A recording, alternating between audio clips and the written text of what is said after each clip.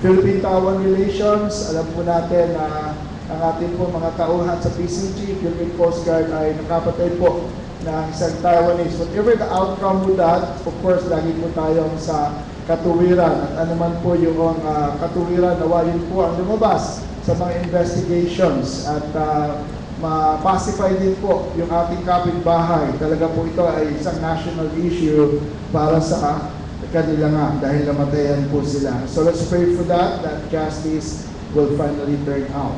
Patuloy po ang prayer natin against corruption. A special prayer also and appeal from us, from Zion Assembly sa Vietnam po. We're looking for pledgers. Patuloy po na humingi kami ng kung kayo po ay hindi pa nakakapag-pledge sa anumang missions natin, ito po ang isang area ng mission na nais po namin kayo gumawa ng pledge. Maging supporter kayo, regular supporter ng ating pong team doon. Nandiyan ba si Maria Mel ngayon? Nandiyan na si Maria Mel? Ayun, si Maria Mel po, tayo pa Maria Mel, let's welcome her back.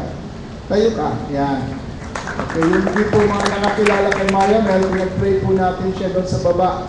Last time that she left for Vietnam, she's part of the team at they're going to make a move po nito kasi itong may end of month at kailangan po natin ang pananalapi doon because we would be moving atin po yung apartment nila and worship center at the same time ay nangangailangan po. So first, I appeal to you, be a pledger for Vietnam.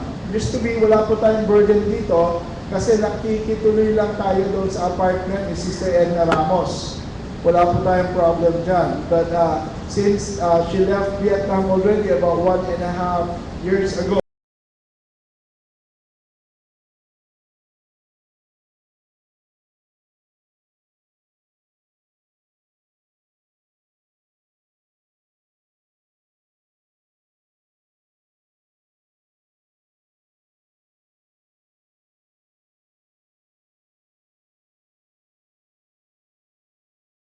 for our mission in Vietnam.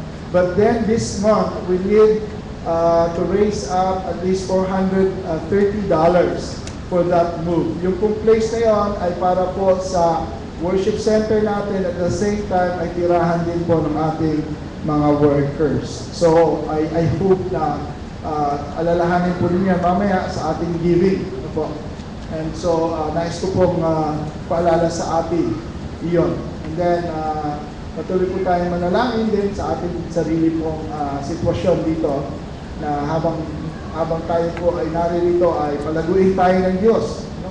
Maganda itong ginawa ngayong araw na ito, nag-move forward tayo para makita yung empty spaces doon sa lindon.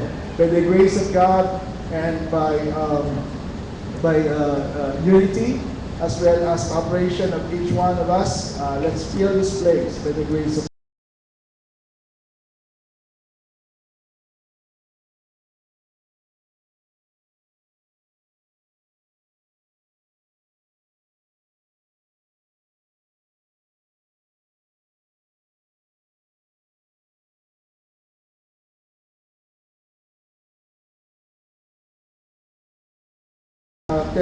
round tables. Po.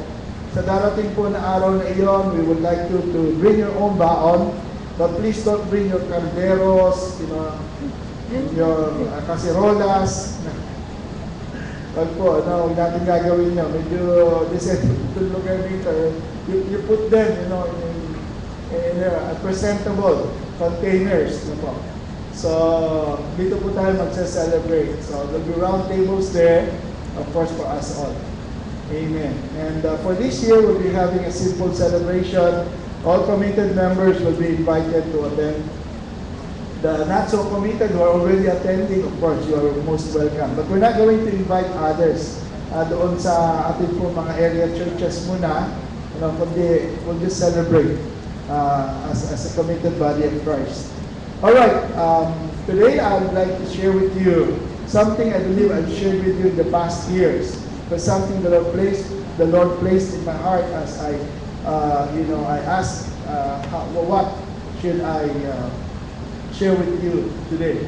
And suddenly I realized, sabi ko, kailan ba ang Pentecost? Kailan ba ang There's a traditional Pentecost. If there is a traditional, what do we call this, Easter week, or how do we say, the Holy Week that we celebrate, there is also a traditional Pentecost that we celebrate. And it falls today, actually. Hindi po natin masyado itong sineselebrate dahil tayo naman ay Pentecostal, full gospel. Ito po. Pero actually, traditionally, ito po ay Pentecost Sunday ngayon, kung tawagin. Pentecost Sunday is the day where Jews and Christians alike celebrate. For the Jews, it would be, Pentecost would be Shavuot, and then for us, it would be Pentecost, meaning 50. No, 50, yun po ang ibig sabihin noon. Well, along this time, we share with you today. Hallelujah. Praise the Lord. So let's turn our Bibles to Exodus chapter 3, verse 1 to 5, and then to verse 10. At babasahin ko po as we go along. Ko po ay merong PowerPoint na inihanda, pero katulad ng nakalimutan ko aking salamin, nakalimutan ko rin po yung PowerPoint. But I don't like to make life hard for Ara, pero magaling naman si Ara. Amen. So let's read on from verse 1. Inalagaan nga ni Moses ang kawan ni Jethro na kanyang biyanan, na saserdote sa Madian, at kanyang pinatubayan ang kawan sa likuran ng ilang, at napasabundok ng Diyos sa Horeb. Horeb po ay Mount Sinai. At ang anghel ng Panginoon ay napakita sa kanya sa isang ningas ng apoy na mula sa gitna ng isang mababang punong kahoy. At siya'y nagmasig, at narito, ang kahoy ay nagniningas sa apoy, at ang kahoy ay hindi natutupok. Sinabi ni Moses, ako'y liliko ngayon, at titingnan ko itong dakilang panuorin kung bakit ang kahoy ay hindi natutupok. At ang makita ng Panginoon na panuorin niya ay tinawag siya ng Diyos mula sa gitna ng mababang punong kahoy at sinabi, Moises, Moises. At sinabi, narito ako. Sinabi, huwag kang lumapit dito. Ubarin mo ang iyong pagyapak sa iyong mga paa sapagkat ang dakong iyong kinatatayuan ay banal na dako. Halika ngayon at ikaw ay aking susuguin kay Faraon. And let's turn to Acts chapter 1, verse 12. Acts 1 and verse 12. Nang magkagayon, ay nagbalik sila sa Jerusalem buwat sa tinatawag na bundok ng mga Olibo na malapit sa Jerusalem na isang araw ng Sabat lakarin. Nang sila'y magsipasok sa bayan, ay nagsiakyat sila sa silid sa itaas at nakinatitirahan nila ni Pedro at ni Juan at ni Santiago at ni Andres, ni Felipe at ni Tomas, ni Bartolome at ni Mateo, ni Santiago na anak ni Alfeo at ni Simong magsikap, at ni Judas na anak ni Santiago. Lahat ng mga ito ay nagsipanatiling matibay na nagkakaisa sa panalangin na kasama ang mga babae, si Maria na ina ni Jesus at pati ng mga kapatid niya, mga kapatid ng Panginoong Jesus. And finally, sa chapter 2 verses 1 to 6. Chapter 2 of Book of Acts. At nang dumating nga ang araw ng Pentecostes, silang lahat ay nagkatipon sa isang dako. At biglang dumating mula sa langit ang isang ugong na gaya ng sa isang humahagibis na hangin malakas. Pinuno ang buong bahay na kanilang kinauupuan. At sa kanila ay may napakitang mga dilang kawanis ng apoy na nagkabahabahagi dumako sa bawat isa sa kanila. At silang lahat ay nangapuspos ng Espiritu Santo at nagpasimulang magsalita ng iba't ibang wika ayon sa pinagkaloob ng Espiritu na kanilang salitain. May mga nagsisitahan nga sa Jerusalem na mga Hudyo, mga lalaking religyoso na buhat sa bawat bansa sa ilalim ng langit. Nang marinig ang ugong na ito ay nakatipon ang karamihan at nagmaang sapagkat sa kanilang narinig ang bawat isa na sinasalita ang kaniyang sariling wika. Praise the Lord sa salita po ng ating Panginoong Diyos. Firstly, I'd like to say to us is the church was born through prayer.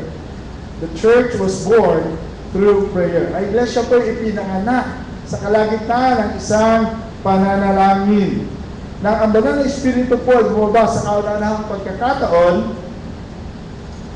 at na maraming tao ang kanyang pinuspos ng sabay-sabay. Nangyari po ito sa kalagitnaan ng isang prayer meeting. Isn't that wonderful that the Holy Spirit came down where the atmosphere was charged with prayer. Doon po natin makikita yung importance ng pananalangin. God does not do anything without prayer. People will be praying. He will move people to pray. And when He does so, He will begin to move. He does nothing apart from prayer. God prioritizes prayer. Of all the ministries that we can have, tayo po ay mayroong pangunahing value sa pananalangin sapagkat yun po ay inilagay ng Diyos doon. For 10 days, they were soaking in prayer when the Holy Spirit was poured out on them. 10 araw silang nakababad sa pananalangin. At yun nga po, dumating ang banal na Espiritu sa kanilang kalagitnaan. The presence of God was so strong. The presence of God is sweet today. Ang presensya ng Diyos ay matamis. Mabanayad sa araw na ito. But at that Pentecost day, nang sineselebrate nila ang araw ng Pentecostes, the Holy Spirit was quite manifesting in a strong way. At nabasa po natin that there was a mighty rushing wind, and there appeared cloven tongues of fire that divided and settled on each one of them. There was this mighty rushing wind that entered the house where they were in, the upper room house. Yung po yung kanilang kinalalagyan, yung silid sa itaas, where they most probably spent the Passover meal. Ang Panginoon Jesus ay nagdaos ng Last Supper na tinatawag po natin. The same place they were there, praying for the last 10 days. And on the 10th day, the Holy Spirit showed up to the manifestation of a mighty rushing wind and cloven tongues of fire. The church was born of the Holy Spirit in the same way that we are born of the Holy Spirit. We are born of the Spirit. We are born again. No? Sabi nga, ang pinanganak ng laman ay laman. Ang pinanganak ng Espiritu ay spiritual. And today we are flesh. And also we are spiritual. Tayo po ay merong laman. Hindi natin maitatanggi yun. Ang katawan na ito ay laman. But we are born of the Spirit. When we came to know the Lord Jesus Christ, we have been born again into the kingdom of God. Katulad ni Moses sa Mount Sinai, ang mga tao nung araw ng Pentecostes, sila ay nakarinig ng isang bagay na bumihag ng kanilang attention. When Moses was on that mount, he saw a little bush that was burning and was not consumed. And it captured his attention. Nakuha nito ang kanyang attention at tinignan niya po ito. But God waited for Moses to look, to turn aside. He saw this bush. Now it's not unfamiliar to see a bush burning because of the intensity of temperature. In the desert, nagiging combustible po yung mga tuyong-tuyong dahon, mga tuyong-tuyong mga bushes doon, mga maliliit na puno na roon. But the thing with this particular bush is it was not consumed. And so finally Moses made a decision, I will look and see. Titingnan ko kung ano ito. And that point in time, when he gave his 100% attention to that burning bush, God spoke. And the lesson on that is God desires our 100% attention so He can speak to us, so He can move in us, so He can show Himself mighty, manifest His work in our life. Yun po ang hinihigit sa atin ng Diyos. 100% attention natin sa Kanyang nais na gawin sa ating buhay. Well, on the day of Pentecost, they did not see a literal fire. The people outside who were unbelievers, they did not see people who were burning. But they saw people on fire with the Holy Spirit, for they heard them spoke in tongues. Narinig po nila yung 120 disciples na sila po ay nagsasalita ng ibang wika. And they were set on fire on the Holy Spirit. Sila po yung nag-aapoy sa banal na Espiritu. So living people burning with the fire of God.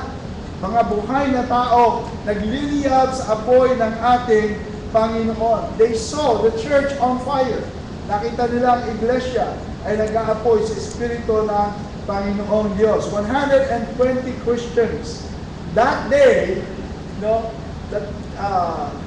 should I say, was ablaze with the fire of God, And that because of that, the Lord added to them 3,000 souls more sa araw na iyon, na kung saan ito po sila ay nakapansin sa maraming mga tao. Out of this crowd of multitudes na naroon sa Jerusalem, the Lord took 3,000 more. 3,000 more to signify that there was a work of the Spirit that had begun. 3,000 po ang kinuha ng Panginoon. Paralleling this to the Israelite experience in Mount Sinai. Alam niyo po, while I may be going ahead with this message, but 50th day ng kanilang journey nang sila ay lumabas po sa Egypto. The Lord gave them the law of Moses, the 10 commandments. God coming down in terrible manifestation of the dark cloud of lightnings and thunderings and earthquake and great sound of the trumpet. And the people were so afraid of God. Ang mga tao po'y takot na takot sa manifestation ng God noong araw na yun. But that was the 50th day when they came out of Egypt. Many centuries after that, on that same day, which was called now the day of Pentecost, on the 50th day of Christ's resurrection, God came in a powerful manifestation, but choosing 120 people only, through fire and the mighty rushing wind of God, He gave His manifestation, His presence to the people.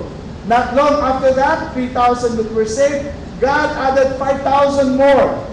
But back in the old days, during the time of Mount Sinai, God judged the people there, and there were 3,000 who died there. 3,000 died there in the area of Mount Sinai. But here, 3,000 got saved on that same day. On that day also, in Mount Sinai, on the 50th day of their journey, God took Israel to become His son. Took this body of people to become His. They become a kingdom unto the Lord. And now, in the day of Pentecost, the church was born. The church was born. God took 120 disciples as the representation of His church. And on that day, the church was born. And the church is still here today as being one of the representatives of the church. There are about 700 to 800 million born-again Christians in the world today. Hello? Are you happy with that? Tayo po naglulugod. We cannot converge in one place. Di po tayo pwedeng magsama-sama sa isang lugar. Sapagkat kahit nga 1 milyon, ay mahirap na pong ipunin. Although it can happen, alam natin that 1 million can gather. From the Quirino Grandstand down to Taft Avenue. At hanggang doon sa Manila Hotel, hanggang doon sa Ermita na yun, 1 million people can be gathered. But how can you gather 700 million people at one time? That's impossible. So we're just, a tiny dot in the big family of God today. The church is still around today. The church is very much alive, especially in Asia, Africa, and Latin America. Hello, amen? Amen. And we're part of the great living church of God in this part of the world. So, ganito po nagsimula ang iglesia ng ating Panginoon. So God has a standard for His church. And the standard of God for His church is the presence of the Holy Spirit. Christ said, I will be with you. I will not leave you orphaned. Sabi po ni Jesus Christ, I will come to you. Where 2 or 3 of you are gathered because of me, there am I in the midst of them. Jesus Christ is with us today through His Holy Spirit. He is with us today because of the Holy Spirit who is within us and with us today. In and with us today. So it's an individual experience and a corporate experience too. Sa ating po kalagitan, narito ang Holy Spirit, and inside of us, the indwelling Holy Spirit is also there. Ang standard po ng Panginoon, ang kanyang iglesia ay nag-aapoy. Yun po ang kanyang standard. Nais makita ng Panginoon, ang kanyang iglesia ay buhay. So when we praise and worship the Lord, kailangan po ang ating praise at worship ay buhay din. Pag binakanta natin po yung mga kinanta natin kanina, mula sa masasaya hanggang sa solemn and worshipful songs. Nais po ng Panginoon makita tayo po ay buhay. We cannot lower God's standard on that. Hindi natin pwedeng ibaba ang standard ng Diyos. Each one of us must be filled and continually be filled with the Holy Spirit of God. Reminding us today, it's a Pentecost Sunday. What about our Pentecostal experience?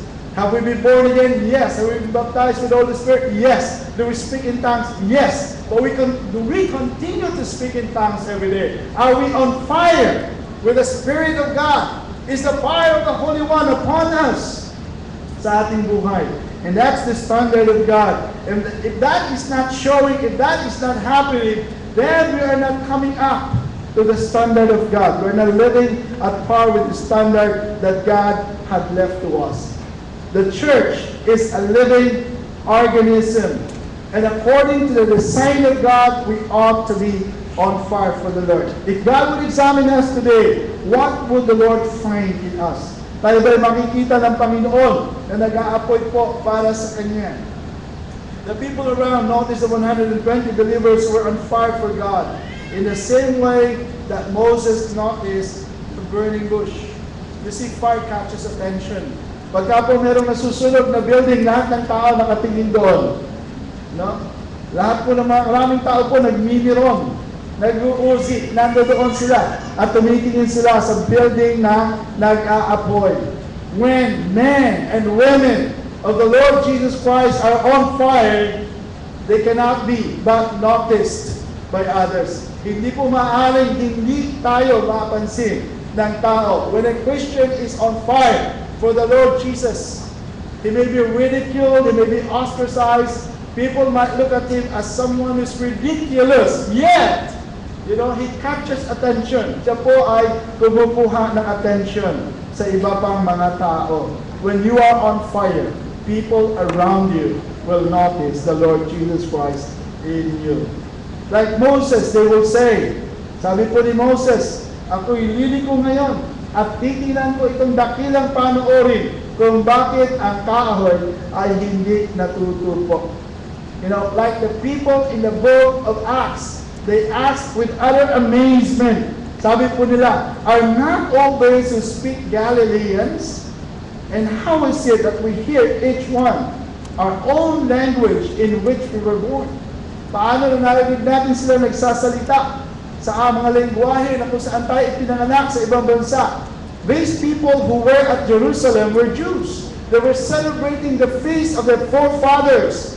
But they came from another land. Sila po yung mga balikbayan sa Israel. So they heard the Galileans speaking their own languages from the places of their birth. But they were Jews. By race, they were Jews. Sila po sa lahi ay mga Hudyo, ngunit ipinanganak sa ibang bansa.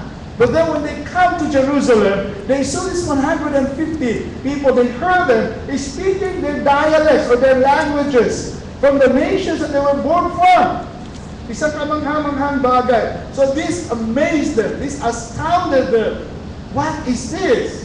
That we hear these people speaking our languages. Are these not Galileans?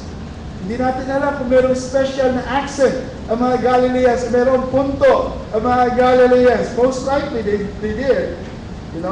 So God desires for His people to be like the burning bush. Burning for Jesus. Not burned out. Not burned out, but burning for Jesus. Naranasan niyo bang ma-burn out? I think I have. Naranasan ko na ma-burn out. Naranasan ko na kumbaga sa kuhay, sagad na tayo, stressed out na tayo. That is a very dangerous condition. When you are burning out, not burning for Jesus, but burning out. You're so tired, you're so stressed up, and so your spirit is not stable.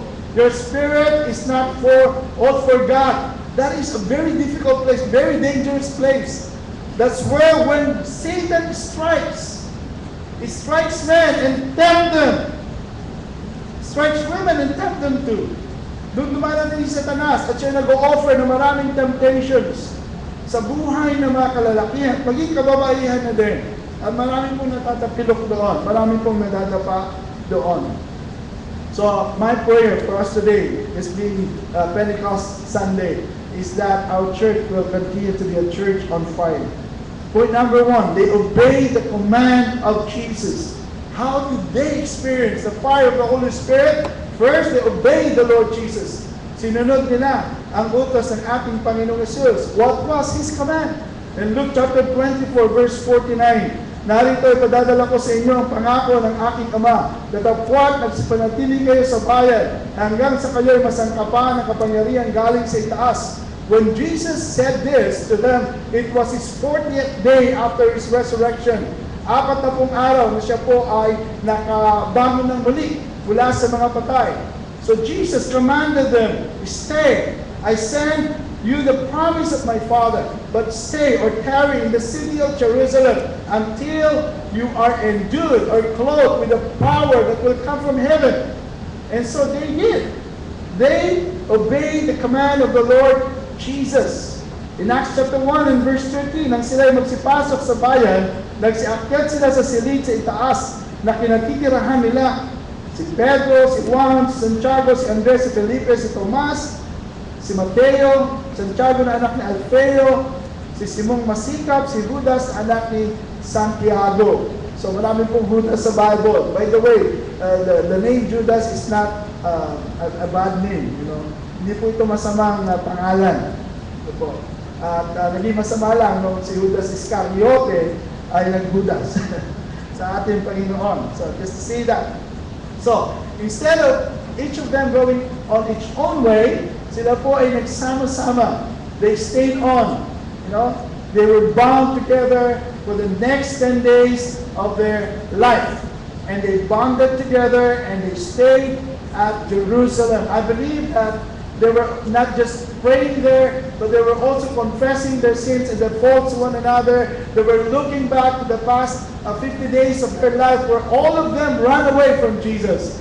They talked about that, you know, and they confessed their sins before the Lord, and they saw themselves nothing but cowards, but they're looking forward with expectancy with the promise of the Lord Jesus Christ. Na ang Holy Spirit ay bababa po sa kanilang kalagitnaan. So there they stayed together.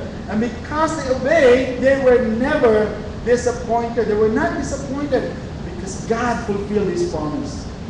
Pinangako ng Diyos sa kanila. He gave the fire from heaven, the Holy Spirit. So like them, let us obey. Let us obey. What is God telling you to do? In terms of growing in Christ, that obey. What is God telling you? Anong sinasabi ng Diyos sa larangan ng paglago kay Kristo? Sinasabi ba ng Panginoon sa iyo na, okay, sundin mo yung suggestion ni Pastor Edwin, dagdagan mo, increasean mo yung time ng prayer mo. Yung 5 minutes mo, gawin mo 10 minutes. Sundin mo yon. I'm speaking through Him. Many times God speaks through a preacher. The preacher is not God, but God uses the voice of the preacher, becomes the voice of God to His people. Many, many times, God would speak to His leaders, through His people. Our obedience is the sign of our love for Him. We cannot just give God a lip service. Di po natin pwede ipaglingkod lamang ang ating bibig sa Panginoon. God is looking for actions. Naghahanap po siya ng mga pagkilos. If you keep my commandments, says He, the Lord Jesus, in John 15 and 10, you will abide in my love, just as I have kept my Father's commandments and abide in His love. For if we truly love Jesus, we will obey His commands. The disciples fulfilled the condition. Sinunod po nila ang kondisyon ng ating Panginoon, and God fulfilled His part. What was the promise of Jesus? Behold, I send a promise of my Father to you. What is the condition? Sabi po ay, but tarry in the city of Jerusalem. The promise is, I'm going to give you the Holy Spirit, but the condition is, stay in Jerusalem. Stay in Jerusalem. That was the specific condition. Now God wants to pour out His blessing on us. Not just the presence of the Holy Spirit, God wants to bless your studies. God wants to bless your business. God wants to bless your marriage. God wants to bless your family. But there are always conditions to the promises of God. Pero, pag atin pong ginanap ang mga kondisyon ng Panginoon, magfo-flow ang blessings ng God sa ating studies, sa ating business, sa ating marriage, sa lahat ng bahagi ng ating buhay. God promises. He gives conditions. And when we fulfill the conditions, He releases the promises to us. Given and shall be given you. Good measure, pressed down, shaken together, running over, shaken together. You know, with the measure you meet, it will be measured back to you. Why don't we have today? Bakit wala tayo ngayon? Why do we lack? Perhaps, maybe, baka sakali, we are not giving right to the Lord. We are not giving with a cheerful heart back to Him. That's why we don't have. So ang isang tao po na gusto siyang pagpalain ng Panginoon, one of the things that he needed to make sure is that he is giving right to the Lord and giving with a cheerful heart back to Him. Ito po ay solusyon sa kahirapan. Give to the Lord our tithes and our offerings. And by the grace of God, our sacrificial offerings for missions and other projects. Number 2, they were united. They obeyed God, yes. But they unitedly obeyed God. There was such a spirit within them. There was such a spirit within them that they gave and sacrificed their time. Time is a precious commodity. We cannot buy time. You know, sometimes they say, oh, the cost of time. You know, they try to evaluate time with the cost, and maybe it can be. But time, when we lose it, it's gone. Tapos na po ito. So they spend time there. Karamihan po sa atin, napaka-busy po natin. You know, it's so easy for us to excuse ourselves and say, I have no time for God. I have no time to pray. I have no time to do this.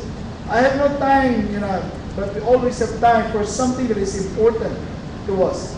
Sa totoo lang, meron tayo lagi oras para sa mga bagay na mahalaga po sa atin. So we cannot excuse ourselves from staying